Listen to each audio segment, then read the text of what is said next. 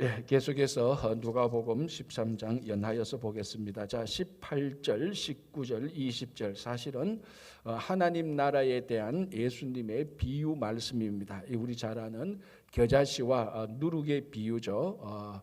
한번 보겠습니다. 18절, 그러므로 예수께서 이르시되 하나님의 나라를 무엇과 같을까? 내가 무엇으로 비교할까? 마치 사람이 자기 채소밭에 갖다 심은 겨자씨 하나를 같으니 자라 나무가 되어 공중의 새들이 그 가지에 깃들었느니라. 자, 예수님께서 설교하신, 예수님께서 말씀을 선포하신 모든 주제의 모든 내용의 핵심은 하나님의 나라였습니다. 예수님께서 하시는 사역도 하나님 나라 사역이었고, 그리고 예수님께서 병자를 고치는 것도, 물론 그 한 사람을 회복시키는 것도 초점이지만 또 다른 초점은 이런 한 사람 한 사람의 회복을 통하여서 하나님 나라에는 이런 회복이 이루어진다는 것을 이 땅에서 보여주는 것입니다.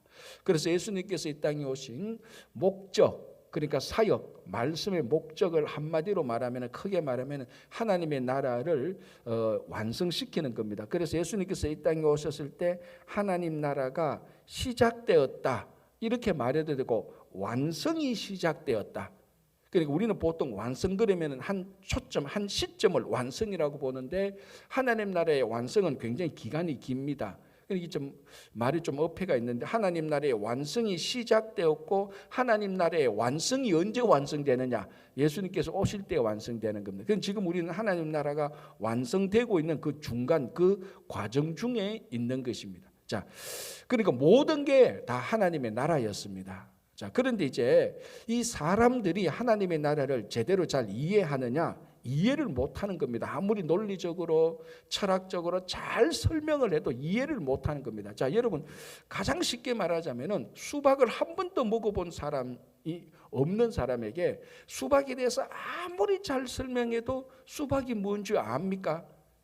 뭐 영양분은 어떻고 어떻게 생겼고, 수박 안에는 그 잘 익으면 빨갛게 아주 신선하게 되고, 안에는 그러니까 이 수박 씨앗이 있고, 뭐 아무리 설명을 잘해도, 아무리 논리적으로 잘해도 그 사람이 수박을 완전히 아는 건 모릅니다. 언제 수박을 압니까? 먹어봐야 아는 겁니다. 수박이 앞에서 만져보고 그것을 칼로 쪼개서 조각을 내서 먹어봐야 아, 수박이 이런 거구나라고 완전히 아는 거죠. 아무리 잘 설명해도 수박을 다 알지 못하는 겁니다. 이것처럼 사람이 하나님의 나라를 완전히 알 수가 없습니다. 왜? 하나님의 나라를 완전히 경험해 본 적이 없기 때문에 그렇습니다. 그래서 하나님의 나라를 미리 경험해 보는 것이 교회입니다.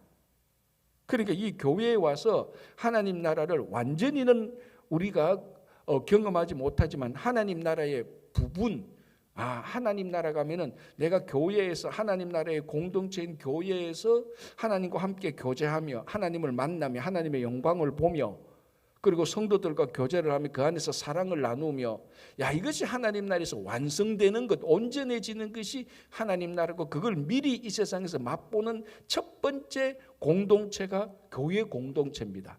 그래서 여기서 하나님 나라의 공동체를 맛보고, 우리가 하나님 나라 가기 전에 세상에 나가서 이 하나님 나라를 확장시키는 겁니다. 그게 우리 성도들이 태어나서 예수 그리스도를 믿고 교회 공동체로 모여서 다시 세상에 나가는 그런 모습인데, 이 모든 것도 또 역시 하나님의 나라인데, 우리가 하나님의 나라를 온전히, 그럼 하나님의 나라가 어떤 것이냐라고 설명을 할 때, 이게 논리적으로 아까 수박을 설명한 것처럼 수박은 그 모양은 이렇고 무게는 어떻게 나가고, 아무리 논리적으로 설명해도 못 알아듣는 것처럼 하나님 나라도 논리적으로 설명해도 못 알아듣습니다. 그래서 예수님께서 사용하신 방법이 무슨 방법인가 하면 비유를 들어서 말씀하십니다. 우리가 일상적으로 살아가면서 경험했던 비유, 그러니까 우리가 전혀 모르는 비유가 아니고, 전혀 생소한 그런 비유가 아니고, 일상적인 삶 속에서 2000년 전에 유대 사람들이 예루살렘과 갈릴리에 살고 있었던 그 사람들이 늘 일상적으로 경험하는 그 비유를 통하여서, 그럼 그 비유는 사람들이 경험하니까 비유의 의미를 정확히 압니다. 그래서 그 비유의 의미를 알므로 말미암아 하나님 나라를 알도록 한 방법이, 하나님 나라를 설명할 때는 비유로 설명했습니다. 항상 하나님 나라에 대해 설명합니다. 첫 번째 서론, 본론 1, 2, 3 결론 이렇게 설명한 게 아니고 비유로. 근데 이 비유가 무슨 비유냐? 우리들이 경험하는 비유, 일상적인 비유, 일상적인 삶 속에 경험하는 비유. 그래야 하나님 나라를 그 비유를 통해서 경험하도록, 간접으로 경험하도록 한 게 예수님께서 하나님 나라를 설명하는 아주 독특한 방법이었습니다. 그래서 오늘 또 하나님 나라가 무엇과 같을까? 내가 비교해볼까? 비유해볼까? 그래서 첫 번째 비유하는 게 무슨 비유? 겨자씨 비유라는 겁니다. 이게 2000년이 지난 미국에 살고 있는 우리들에게는 생소하죠. 겨자씨, 여러분 겨자씨 직접 보셨어요? 직접 보신 분도 있고 안 보신 분들도 있을 겁니다. 그러나 뭐 사진이나 이런 거는 이런 사진에 이런 걸 통해서는 다 봤습니다. 직접 보면은 이 겨자씨를 이 손가락에 올려놔도요. 저 같은 사람 안경 벗으면 안 보여요, 진짜로. 안경 껴야 여기 있구나 이러고 보일 정도로 겨자씨가 진짜 작습니다. 물론 전 세계에 있는 씨앗 가운데 겨자씨 씨앗이 제일 작은 거는 아니에요. 그거보다 더 작은 게 있대요. 그러나 겨자씨 씨앗은 그 당시 유대인들 자기들의 일상적인 삶 속에서 제일 작은 것이라고 생각을 하고 있었습니다. 그걸 예수님께서 가지고 오셔서 비유로 말씀하시는 겁니다. 하나님 나라는 이 겨자씨와 같다. 제일 작은 것, 제일 미천한 것, 제일 보잘것없는 것. 아니 하나님의 나라가 가장 중요하고 하나님의 나라가 가장 가치가 있는 것인데 가장 가치가 있고 가장 중요한 하나님의 나라가 가장 미천한 겨자씨하고 이거 반대되는 거 아니야? 오히려 황금이나 다이아몬드를 가져왔더라면은 그렇지. 하나님 나라가 이 황금이나 다이아몬드처럼 중요하지. 그렇게 생각할 공통점은 있는데 아니 겨자씨를 가져왔단 말이에요. 이 작고 미천한 씨앗, 보잘것없는 씨앗. 이거하고 같다라고 말할 때 예수님께서 그 설명하시는 겁니다. 이 겨자씨가 작고 미천하지만 이게 다 자라면은 한 6피트에서 10피트 정도까지 된답니다. 다 자라면. 그러면 자라면은 또 나무 가지가 나고 줄기가 나고 가지가 나고 이파리가 나니까 거기 새들이 와서 둥지도 짓고 사는 겁니다. 그러니까 시작은 아주 미천한, 사람들이 볼 때는 전혀 가능성이 없어 보이는 미천한 겨자씨, 눈에 보일랑말랑한 겨자씨에서부터 가장 위대한 중요한 하나님의 나라가 확장된다는 것이. 그래서 하나님 나라는 한복에 중요한 사람들이 모여서 한 번에 빅뱅 이론처럼 하나님 나라가 시작하면 펑 해서 하나님 나라가 이만큼 커지는 게 아니고 누가 봐도 관심 안 가지는 조그마한 것에서부터 시작을 한다는 것입니다. 그래서 그것이 다 자라면은 새들이 와서 깃들일 정도로 크게 되는 것이 하나님의 나라라고 말을 합니다. 자, 이게 하나님 나라의 원리인데, 자, 예수님께서 바로 사역을 하실 때에 정말 겨자씨와 같은 갈릴리 어부들을 부르셨습니다. 지금 우리가 베드로 그러면 뭐 그 권위와 그 베드로의 그 명성에 우리가 기가 죽는데 2000년 전 갈릴리를 다니셨던 예수님 그리고 2000년 전 갈릴리에 사셨던 사람들은 베드로, 야고보, 요한 이런 사람들요 정말 겨자씨와 같이 미천한 존재입니다. 정말 별 볼 일 없는 진짜 우리 말로 하면 별 볼 일 없는 그런 존재입니다. 그런 사람들을 데리고 와서 겨자씨와 같은 사람들을 데리고 와서 예수님께서 하나님 나라 사역을 시작한 것입니다. 그래서 하나님 나라에서 아무리 작고 미천한 존재라도 무시할 게 하나도 없습니다. 주일학교 어린아이 그리고 사회적으로 인정받지 못하고 사회적으로 출세하고 성공하지 못했다는 아주 지극히 평범한 평범 정도가 아니고 좀 더 미천한 그 사람 안에 어마어마한 하나님의 나라의 씨앗이 담겨져 있다는 것이에요. 그걸 볼 줄 알고 그 가치를 느낄 줄 아는 사람이 하나님 나라의 백성이 될 자격이 있는 사람입니다, 사실. 그렇죠? 그래서 겨자씨와 같다라고 말합니다. 자, 그 다음에 또 말합니다. 또 20절에 또 이르시되 내가 하나님의 나라를 무엇으로 비교할까? 마치 여자가 가루 서말 속에 갖다 넣어 전부 부풀게 한 누룩과 같다. 사실은 크게 보면은 겨자씨 비유나 누룩 비유나 같은 의미입니다. 그러나 굳이 우리가 겨자씨 비유와 누룩 비유에서 각자의 교훈을 얻고자 한다면은 겨자씨는 아주 조그마한 것에서부터 시작하고 누룩도 약간만 넣으면은 많아지잖아요. 누룩이는 발효 요소지 않습니까? 이스트 효소 아닙니까? 그러니까 효소를 약간만 넣어도, 그러니까 겨자씨와 같은 맥락입니다. 조금만 넣어도 크게 부풀게 하는 것이다. 그런데 이제 이 누룩은 그 가루서말 밀가루 안에 들어가서 자기가 완전히 용해되어져야 그 밀가루를 부풀게 하는 것입니다. 무슨 말인가 하면은 우리가 굳이 겨자씨와 누룩의 비율을 같이 종합해서 본다면은 하나님의 나라가 그러면 모든 작은 것에서, 모든 작고 미천한 것이 있으면 저절로 그게 다 하나님의 나라가 되느냐? 그렇지 않다는 겁니다. 다 그러면 작고 미천한 것은 다 하나님 나라가 다 되냐? 중요한 것은 그 작고 미천한 겨자씨와 누룩과 같다 할지라도 자기가 녹아 없어지는 희생이 있어야 된다는 것입니다. 자, 여러분 한번 생각해 보십시오. 하나님의 나라가 시작되고 하나님의 나라가 진행되고 하나님의 나라가 완성 확장되는 그 과정 가운데 희생이 없다면은 결코 하나님 나라는 확장될 수가 없습니다. 그래서 이 가루서말에 들어간 효소, 누룩이 자기는 완전히 녹아 없어져서 밀가루 과학적으로 말하면 분자 하나하나에 이 가루서말에 있는 분자, 밀가루 분자 하나하나에 이 누룩이 다 들어가서 자기가 녹아 없어짐으로 말미암아 그걸 부풀게 하는 겁니다. 그래서 하나님의 나라는 누군가의 희생이, 헌신이 반드시 필요한 것입니다. 야, 나는 자꾸 미천해. 사람들이 나를 무시하지만 내가 이제 하나님의 나라야. 그렇게만 볼 게 아니라 무시하지만 하나님의 나라야. 그렇게 하지만 내가 희생해야 되는. 그래서 요한복음 12장 24절 뭡니까? 하늘의 밀이 땅에 떨어져 죽지 아니하면 하늘 그대로 있고, 이게 뭡니까? 하늘의 밀이 땅에 떨어져 죽지 않으면 미천한 그대로 있다는 겁니다. 그러니까 나는 작고 미천해. 내가 하나님의 나라야. 그게 죽지 않으면 여전히 작고 미천한 존재로 있는 것입니다. 그러나 땅에 떨어져 죽으면 많은 열매를 맺는다. 내가 작고 미천해. 나는 결코 못 죽어. 이렇게 못 죽어. 그게 아니고 그럼에도 불구하고 내가 희생하고 헌신할 때 거기서부터 하나님의 나라가 시작된다. 아주 작은 것에서부터, 그게 희생하는 것에서부터 하나님의 나라가 시작됩니다. 이게 제가 이렇게 설명을 길게 해서 그렇지 모르는 거 길게 한 거 아닙니다. 그죠? 교회 공동체도 그렇고 가정 공동체도 다 그렇습니다. 누군가의 희생이 있었기 때문에 그 사역이 이루어지고 공동체가 계속해서 유지되고 확장되고 성장하고 성숙해지는 것입니다. 여러분 아주 잘 아는 이론 가운데 깨진 유리창 이론이 있지 않습니까? 그게 뭐냐면은 한 커뮤니티에서 범죄가 어떻게 시작되는가 하면은 유리창 하나가 깨진 것에서부터 시작한다는 이론입니다. 그게 유리창 한 장이 깨어지면은 그거를 빨리 고쳐야 되는데 방치해 놓으면은, 깨진 유리창 하나를 방치해 놓으면은 거기에 오랫동안 방치해 놓으면 사람들이 가다가 유리창이 깨지면 이 집이 낡았네.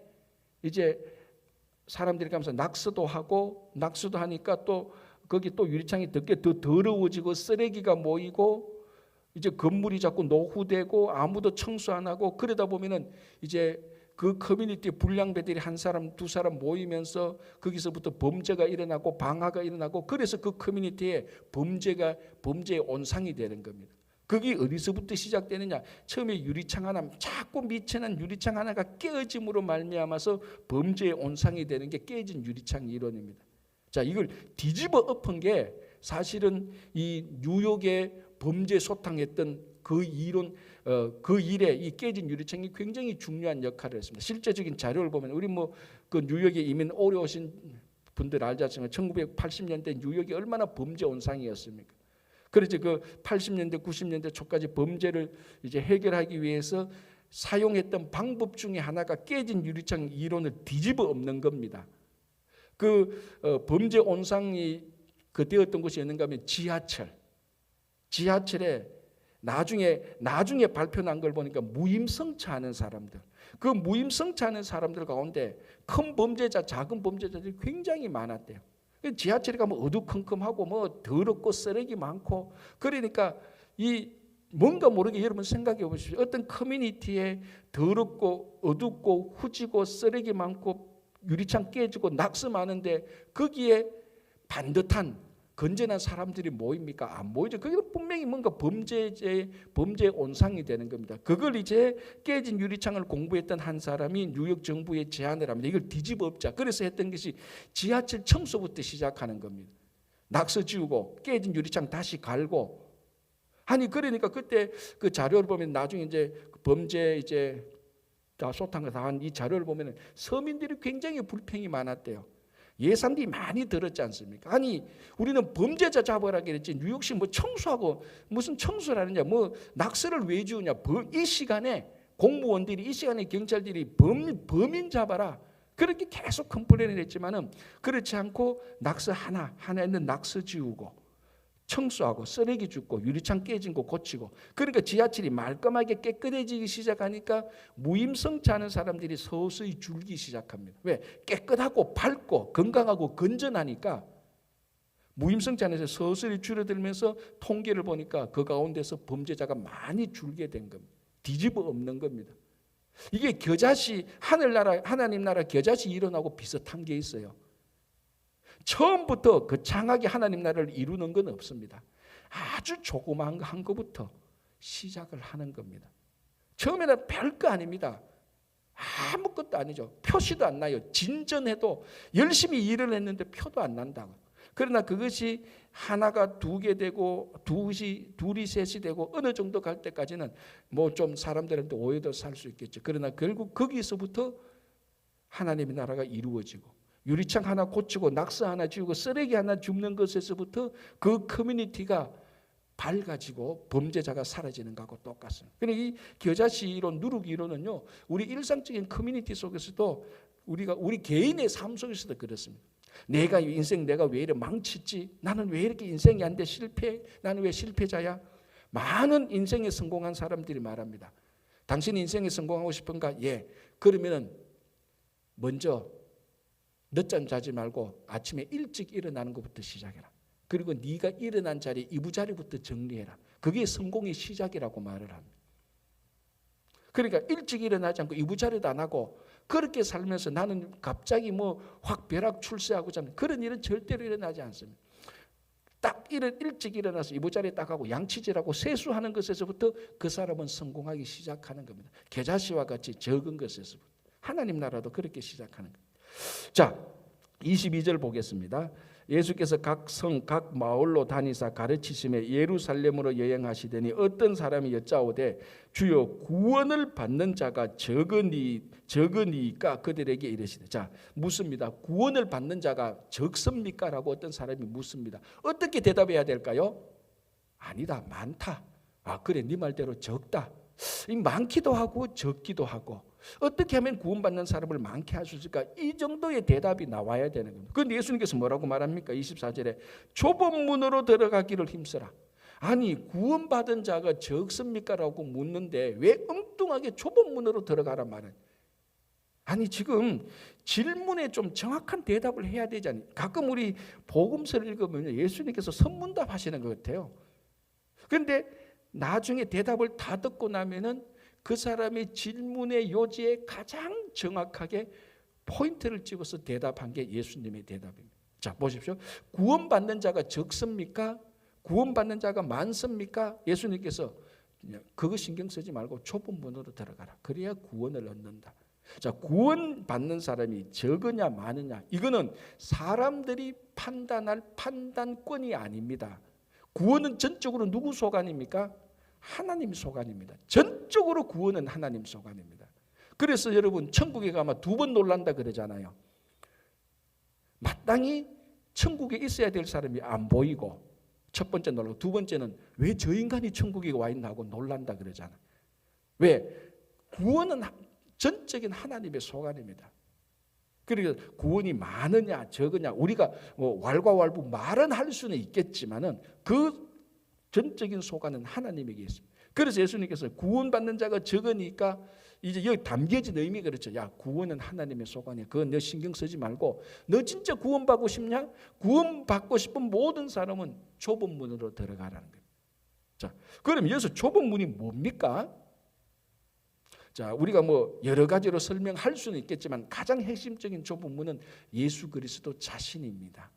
내가 곧 길이요 진리요 생명이니 나로 말미암지 않고는 아버지께로 올 자가 없다. 자, 이때는 로마 제국 하에 있는 유대인들입니다. 로마 제국이나 그리스나 어쨌거나 이스라엘 외에는 모든 국가와 모든 사회는 전부 다 다신론이었습니다. 한 분 신을 믿는 나라와 인종과 민족이 없었습니다. 이스라엘 외에는 유일했습니다. 신을 한 신만 믿는다. 그 한 신만이 참된 신이다. 그게 신명기 6장 5절에서 나오는 거예요. 여호와는 유일한 한 분이다. 그러니까 신들이 많은데 제가 지난 주일날 말씀드린 만신전 있지 않습니까? 만신전. 그리스는 로마에 있는 만신전이 있습니다. 신들을 다 모아놓은 신들 집합소, 신들 백화점. 그러니까 거기에 그렇게 신들이 많은데 오직 한 신만이 진짜 구원을 이루는 신이다. 얼마나 좁습니까 그게? 다른 신들 다 합해도 예수 그리스도만이 구원을 얻을 수 있는 유일한 좁은 문이라는 것입니다. 그 좁은 문으로 들어가라. 너 구원을 얻으려고 하느냐? 많고 적으냐? 중요한 게 구원을 얻고 싶거든. 좁은 문으로 들어가라. 유일한 한 문밖에 없다거든. 그 당시에는 모든 사람은 이 문으로 들어가도 구원 얻고 저 문으로 들어가도 구원 얻고 어떤 문으로 들어가도 다 구원을 얻는다고 생각을 했던 때였습니다. 다신론이니까. 오늘날도 마찬가지죠. 그러나 거기에서 예수님은 아주 협착하게 아주 배타적으로 말합니다. 좁은 문으로 들어가라. 그게 구원을 얻는 것이다. 자, 그리고 이 사람들은 구원을 얻는 방법이 굉장히 많습니다. 내가 착한 마음을 품어도 구원 얻고 열심히 노력해도 구원 얻고 사람을 도와줘도 구원 얻고 구제를 하면 구원 얻고 금식을 하면 구원 얻고 기도 많이 하면 구원 얻고 구원 얻는 방법이 아주 다양했습니다. 사도 바울식으로 말하자면 구원 얻는 방법은 하나밖에 없다. 그 예수를 믿는 것밖에 없다. 자, 예수라는 말 자체가 굉장히 좁은 문이에요. 우리가 볼 때는 우리는 예수를 믿기 때문에 지극히 당연한 건데 지극히 당연한 생각을 좀 약간 벗어놓고 이 당시로 돌아가 보면은 수없이 많은 신 가운데 예수만 믿으라고 말할 때 예수를 믿는 게 얼마나 좁은 문입니까? 그게 얼마나 좁은 문입니까? 자, 그리고 수없이 많은 구원을 얻는 방법들이 있습니다. 착하게 살아도 되고 남을 도와줘도 되고 금식해도 구원을 얻고 구제를 해도 구원을 얻고 기도를 해도 구원을 얻고 찬양을 해도 구원을 얻고 구원 얻는 방법이 수도 없이 많은데 하나밖에 없다. 믿음밖에 없다. 라고 말을 할 때 얼마나 좁은 문입니까? 그래서 좁은 문으로 들어가 예수를 믿는 것만이 구원을 얻는 것이다. 다른 거 신경 쓰지 마라. 자, 그래서 좁은 문으로 들어가기를 힘쓰라. 내가 너에게 이르노니 들어가기를 구하여도 못하는 자가 많으라.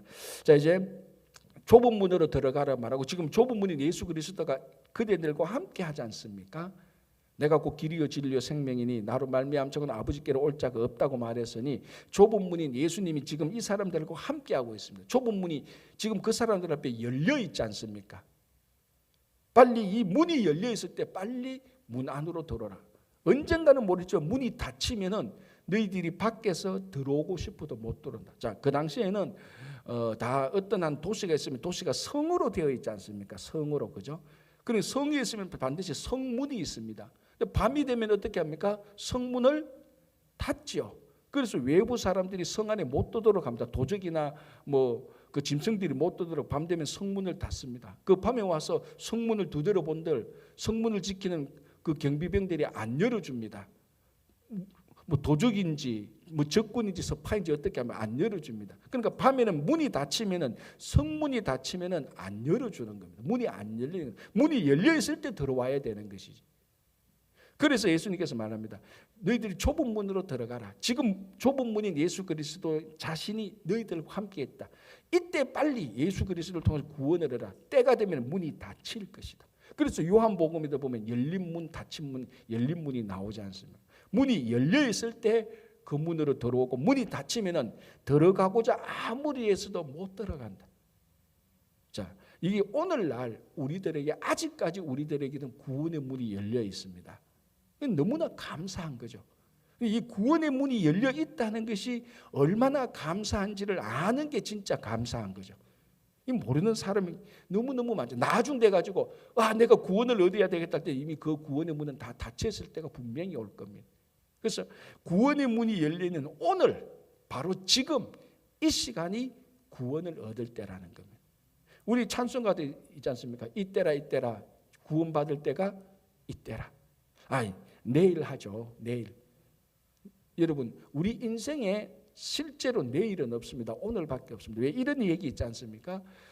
이제 어느 한 집에 그 머슴이 일을 했습니다. 머슴이 일을 하면 품삯을 받아야 되지 않습니까? 그런데 주인이 야 내가 내일 줄게. 내일 내가 2배로 품삯 줄게 하니까 이 종이 좋잖아요.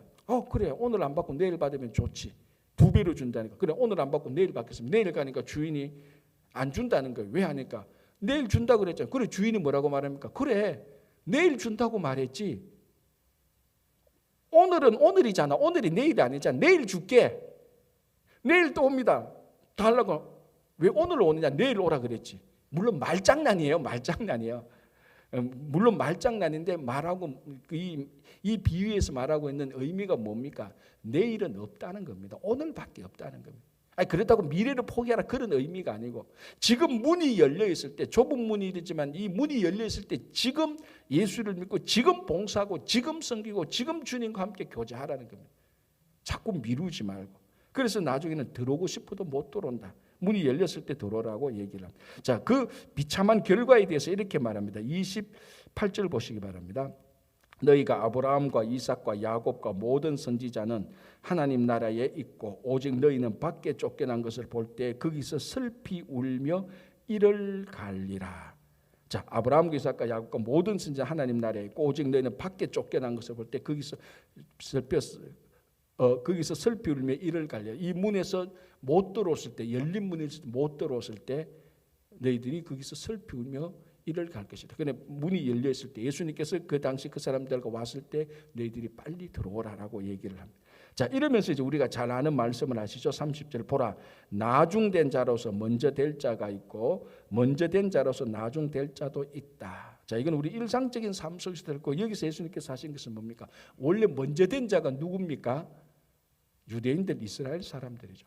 아브라함과 이삭, 아브라함과 모세와 다윗을 통해서 충분히 하나님의 사랑을 받았고 하나님에게 율법을 받았고 하나님께 예배를 드리고 하나님께서 특별한 목적으로 이스라엘을 선택했습니다. 이 사람들은 어떤 열방보다도 더 먼저 선택을 받은 사람이었습니다. 먼저 된 자였습니다. 자, 그런데 지금 예수님께서 그네들과 함께 있어도 이 사람들은 먼저 된 사람인데도 예수님을 받아들이지 않고 있습니다.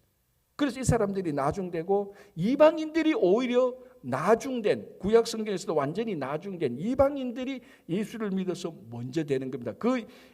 이런 실제적인 일들이 이제 어디에서 일어납니까? 우리가 사도행전을 보면 일어나는 것. 유대인들은 오히려 예수를 핍박하고 먼저 하나님으로부터 선택받았던 유대인들이 예수님을 핍박하고 구약 시대에서 하나님의 선택을 받지 못했던 이방인들이 예수님을 믿어서 먼저 구원을 받고 그래서 먼저 선택받은 유대인들이 나중되고 구약에서 나중에 그러니까 선택받지 못했던 이방인으로 있던 이 이방인들이 예수님께서 오실 때 예수를 믿어서 먼저 구원을 받는. 그럼 먼저 된 자가 나중되고 나중된 자가 먼저 된다고 얘기를 하는 겁니다. 근데 이게 실제적인 우리 신앙생활 할 때도 참 이런 경우가 많이 봅니다. 그죠? 주변에서 많이 보지 않습니까? 저 사람이 예수 믿은 지가 얼마인데 아직까지 저 모양이야? 라고 말을 할 때 먼저 된 자가 나중된 모습을 봅니다. 그런데 예수 믿은 지 얼마 안 되는데 너무너무 열심히 봉사하고 예수님을 사랑하고 나중된 자가 먼저 되는 그런 일들을 우리가 참 많이 보지 않습니까? 그러니까 먼저 됐다고 해서 절대로 교만해서는 안 되고 나중될까 항상 조심해야 되고 나중된 자는 내가 언제 저까지 가지 절대 그럴 필요 없습니다. 나중된 자는 먼저 될 수 있으니까 낙담하지 말고 먼저 된 자는 나중 될 수 있으니까 오만해서는 절대로 안 되는 겁니다. 그렇죠? 자, 이제 또 한 번 더 보겠습니다. 31절 곧 그때에 어떤 바리새인들이 나와서 이르되 나가서 여기를 떠나소서 헤롯이 당신을 죽이고자 하나이다. 자, 헤롯이 예수님을 죽이고자 한다는 정보를 줍니다. 자, 이 헤롯은 누굴까요? 헤롯 안티파스, 헤롯 안디바. 헤롯 안디바가 누굽니까? 대헤롯의 아들. 대헤롯 밑에 분봉왕이 있었는데 그 분봉왕 가운데 한 사람은 헤롯 안디바. 요 사람이 요 헤롯입니다. 자, 이 사람은 무엇으로 유명합니까? 세례 요한을 감옥에 가두고 왜 세례 요한을 감옥에 가두었습니까? 자기 동생의 아내를 자기 아내로 가로챈 것을 세례 요한이 비난했지 않습니까? 자기 동생 헤롯 빌립의 아내를 그 자기가 가로챈 것을 세례 요한이 그것은 불법이요 불륜이요 잘못된 겁니다. 왕이 그렇게 해서는 안 됩니다. 그걸 책망하니까 이 헤롯 안디바가 세례 요한을 가둬서 결국 나중에 세례 요한이 죽게 되죠. 그 여인의 딸의 춤으로 인하여서 헤로디아의 딸 춤 살로메의 춤으로 인하여서 결국 결국 세례 요한을 이 헤롯이 죽입니다. 바로 그 헤롯입니다. 그런데 세례 요한을 죽인 헤롯이 왜 예수님을 또 죽이려고 하죠? 왜냐하면 백성들 가운데 예수님을 어떻게 봤는가 하면 죽은 세례 요한이 부활한 사람이라고 죽은 세례 요한이 부활한 사람이 예수라는 소문이 돌았습니다. 그러니까 세례 요한, 정말 모든 백성들이 진짜로 선지자로 존경했던 세례 요한을 죽였던 헤롯 안디바, 오늘 이 본문의 헤롯은 늘 자책감과 뭔가 두려움에 빠져 있었습니다. 야, 내가 저렇게 의로운 선지자를 죽였는데 괜찮을까? 누가 복수는 하지 않을까? 우리말로 하면 망령이 나를 밤에 와서 나를 덮치지는 않을까? 늘 불안과 염려 속에 살고 있었는데 백성들 가운데 어떤 소문이 일어나는가 하면 야, 세례 요한 같은 사람은 워낙 존경을 받는 선지자니까 그런 선지자가 죽으면 항상 소문이 납니다. 억울하게 죽으면 야, 진짜 그 세례 요한이 죽은 게 아니야. 저 산골에 버려졌는데 다시 살아서 왔어. 온갖 소문에 이어서 소문이 나지 않습니까? 그 소문 가운데 하나가 세례 요한이 안 죽어서 그 세례 요한 안 죽고 부활한 사람이 바로 이 예수야. 예수는 부활하신 예수야. 그런 소문이 막 번지는 겁니다. 그러니까 이 헤롯이 야, 저 예수도 죽여야 되겠다. 내가 도저히 불안해서 염려가 돼서 안 하겠다. 그래서 예수를 죽이려고 마음에 실제로 품고 있었던 겁니다. 그걸 어떤 한 바리새인이 얘기하는 거죠. 어떤 의도인지는 모르겠지만 이 자리를 여기를 떠나라. 헤롯이 당신을 죽이려고 한다. 이제 이렇게 말하니까 예수님께서 뭐라고 말합니까? 33절 보겠습니다. 그러나 오늘과 내일과 모레는 내가 갈 길을 가야 하리니 선지자가 예루살렘 밖에서는 죽는 법이 없다. 자, 무슨 말입니까? 나는 어디서 죽는다는 말입니까? 예수님은 나는 예루살렘에서 죽을 것이다. 헤롯이 나를 죽이려고 하지만은 나는 헤롯에 의해서 죽지 않는다. 나는 죽기는 죽는데 예루살렘에서 죽는다. 자, 예수님은 헤롯의 죽음을 피하고 예루살렘의 죽음을 선택합니다. 예루살렘의 죽음의 선택, 이게 무슨 의미입니까? 우리를 구원하시고자 하는 죽음이죠. 속죄의 죽음, 예루살렘 밖 골고다 언덕에서 예수님께서 십자가를 지시고 죽는 건 아닙니까? 우리 말로 하면, 쉽게 말하면, 일상적인 말로 하면 이렇습니다. 내가 헤롯에 의해서 잡혀서 죽어서는 안 되지. 그건 정치적인 죽음이지. 그거는 속죄의 죽음, 인류를 위한 메시아의 죽음이 아니지. 메시아의 죽음은 우리의 인류의 죄를 지고 예루살렘에 가서 골고다의 언덕에서 십자가에 달려서 죽는 거지. 그 말입니다. 제가 해석을 좀 하자면. 죽기는 죽습니다. 그러나 어떻게 죽느냐가 차이죠. 헤롯에 의해서 비참하게 정치적으로 그렇게 죽는 게 아니고 대속적인 죽음, 구원 메시아의 죽음을 죽을 것이다. 그래서 헤롯이 예수님을 죽인다, 피하려고 한다 그래도 예수님 뭐라고 말합니까? 33절에 나는 내 갈 길을 간다. 하나님이 내게 맡겨주신 구원의 길을 내가 간다. 그래서 예루살렘에 가서 죽을 거니 우리말로 뭡니까? 걱정하지 마라. 헤롯에 의해서는 나는 죽지 않는다. 그렇게는 죽지 않을 거다. 그러나 죽기는 죽겠지만 예루살렘에서 메시아의 죽음을 죽을 것이다 라고 얘기를 하는 겁니다. 자, 그러니까 우리가 어떻게 생각하십니까? 다 죽습니다, 우리, 그죠? 그런데 어떻게 죽느냐가 중요하죠. 교통사고 나서 죽냐, 병 걸려서 죽냐, 그런 어떻게가 아니고 우리가 한평생 어떻게 살다가 어떻게 죽냐, 그걸 말하는 겁니다. 우리 가운데 병들어 죽을 수도 있고 늙어서 죽을 수도 있고 사고로 죽을 수도 있습니다. 그거는 덜 중요합니다. 그러나 어떻게 살다가 어떻게 죽느냐, 그게 더 중요한 거죠. 헤롯에 의해서 죽는 그런 일반적인 죽음 말고 예수님처럼 예루살렘에서 죽는, 진짜 성도가 한평생을 예수님을 하나님 위해서 온전히 헌신하고 정말 잘 죽는, 그게 인생의 승리자 아닙니까? 잘 죽어야 됩니다. 미안합니다. 새벽에 죽는 얘기해서. 다 죽잖아요. 예수님도 자기 죽는다고 말했어요. 그런데 우리는 헤롯에 의해서 죽어서는 안 되는 거죠. 세상의 탐욕과 세상의 가치와 세상의 이익을 추구하다가 바둥바둥 출세 성공 그것만 하다가 죽는 게 아니고 이 땅에 우리에게 생명을 주신 하나님께 영광을 돌리며 하나님께 맡기신 사명을 감당하다가 죽는 그런 죽음이 되어야 되는 겁니다. 그게 잘 죽는 겁니다. 잘 죽는 게 잘 사는 겁니다. 그죠? 자, 이제 예루살렘에 대해서 얘기한 것 하나만 보겠습니다. 34절. 예루살렘아 예루살렘아 선지자들을 죽이고 내게 파송된 자들을 돌로 치는 자여 암탉이 제 새끼를 날개 아래에 모음같이 내가 너희의 자녀를 모으려 한 일이 몇 번이냐 그러나 너희가 원하지 아니하였노라.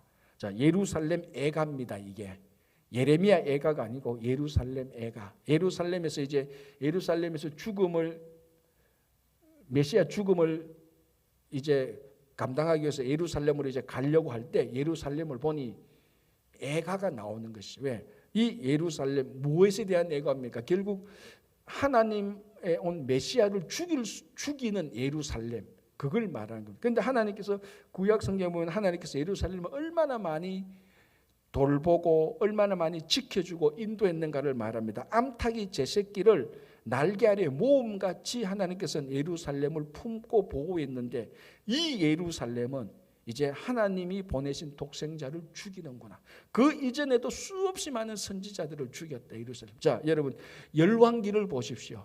이 열왕기는 열왕기와 역대기를 보십시오. 특히 남유다에 일어났던 일들을 보면은 그 예루살렘에서 얼마나 많은 예루살렘 사람들, 예루살렘 백성들, 예루살렘에서 왕 역할을 했던 사람들이 얼마나 많은 선지자를 핍박하고 죽였습니다.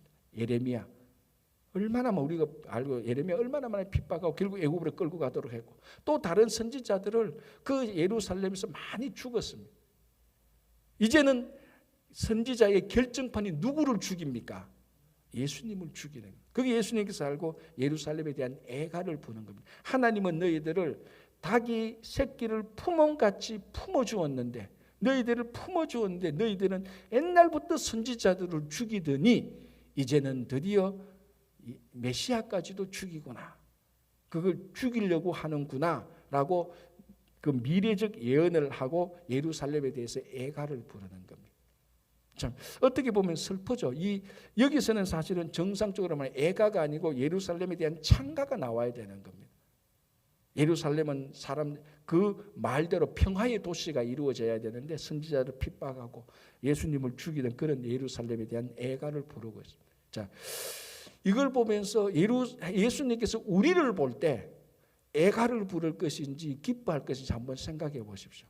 이 예루살렘 애가 우리 구약의 예레미야 애가가 있듯이 예수님은 예루살렘 애가를 부르는데 예수님께서 나 한 사람 한 사람을 보면서 애가를 부를지 찬가를 부를지 예수님이 우리를 찬송하는 건 아니지만 예수님께서 우리를 기뻐하는 노래를 부를지 예수님께서 우리를 슬퍼하는 노래를 부를지 우리 스스로가 오늘 이 예루살렘 보면서 한번 생각해보는 그런 시간이 되었으면 좋겠습니다. 기도하겠습니다.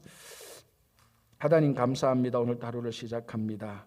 주님 오늘 하루도 온종일 살아가는 동안에 우리가 주님 뜻대로 온전히 살아갈 수 있도록 도와주시옵소서. 오늘 우리의 말과 행동과 생각이 또 하나님 나라의 확장이 될 수 있도록 도와주시고 우리가 비록 겨자씨와 누룩끝이 작고 보잘것없지만 우리가 희생하고 헌신하고 섬김으로 우리 안에 있는 하나님의 나라가 확장될 수 있도록 또 우리를 통하여서 하나님의 나라가 확장될 수 있도록 인도하여 주시옵소서. 주님 오늘도 여러 가지 기도 제목을 가지고 주님 앞에 나와왔습니다.